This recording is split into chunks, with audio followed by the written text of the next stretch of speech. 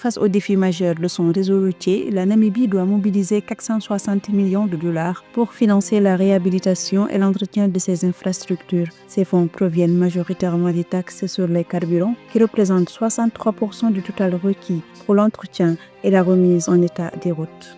Au 30 juin 2025, la dette publique du Mozambique s'est levée à 16,6 milliards de dollars, un niveau record. Toutefois, le ministère des Finances a indiqué qu'elle avait diminué de 0,9% au cours du troisième trimestre pour atteindre 16,5 milliards de dollars. En septembre 2025, la production industrielle du Sénégal hors écrénage de coton a bondi de 24,4% sur un an. Ce résultat s'explique avant tout par la forte hausse des industries extractives, notamment suite au début de l'extraction du pétrole.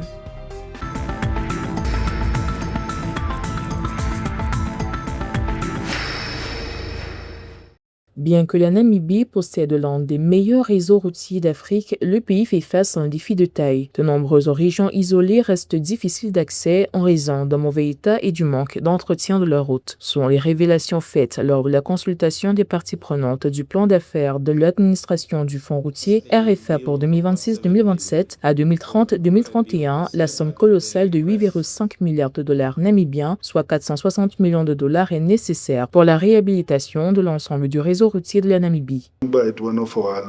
Je me souviens que lors de l'une de nos dernières séances, une recommandation ou un appel avait été lancé pour supprimer les taxes sur le carburant. Je prévois de mener une étude approfondie à ce sujet, mais parfois une représentation visuelle suffit à démontrer à quel point nous en dépendons fortement. Et bien que ces dépendances existent, nous parlons d'un déficit de financement compris entre 8,5 milliards de dollars namibiens et 4,2 milliards de dollars namibiens. C'est de ce déficit de financement que nous parlons.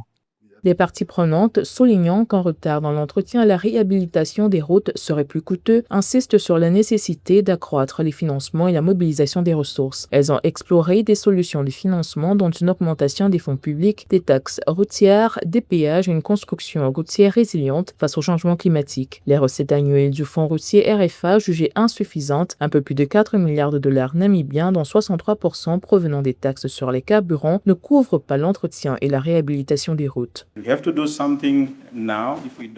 devons agir dès maintenant. Si nous ne le faisons pas, nous allons constater un impact énorme, non seulement en termes de détérioration, mais aussi en ce qui concerne les coûts d'exploitation des véhicules qui vont augmenter. Et je fais ici référence uniquement à nos principaux corridors de transport, à moins que nous ne réalisons dès aujourd'hui les investissements nécessaires. Ces coûts vont augmenter de façon exponentielle dans les années à venir si nous ne faisons rien maintenant.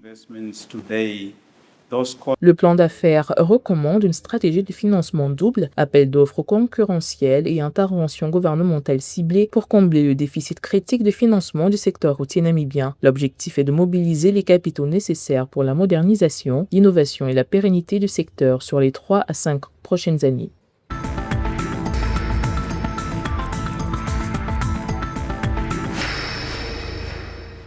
Initialement à un record de 16,6 milliards de dollars au 30 juin 2025, la dette publique du Mozambique a enregistré une baisse de 0,9% au troisième trimestre, s'établissant à 16,5 milliards de dollars au 30 septembre. À cette date, la dette intérieure, incluant les avances de la Banque du Mozambique et l'émission de titres, représentait 41,6% de l'encours total et la dette extérieure, les 58,4% restants.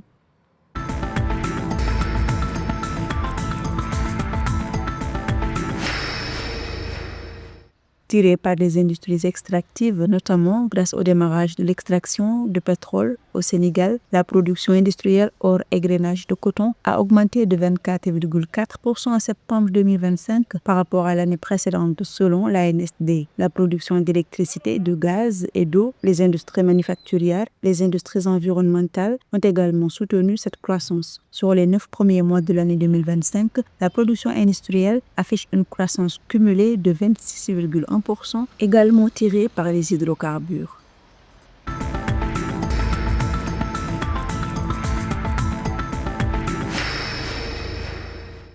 30,6 millions de dollars. C'est le montant mobilisé par le gouvernement de la République démocratique du Congo sur le marché financier domestique lors de la séance d'adjudication du 11 novembre 2025.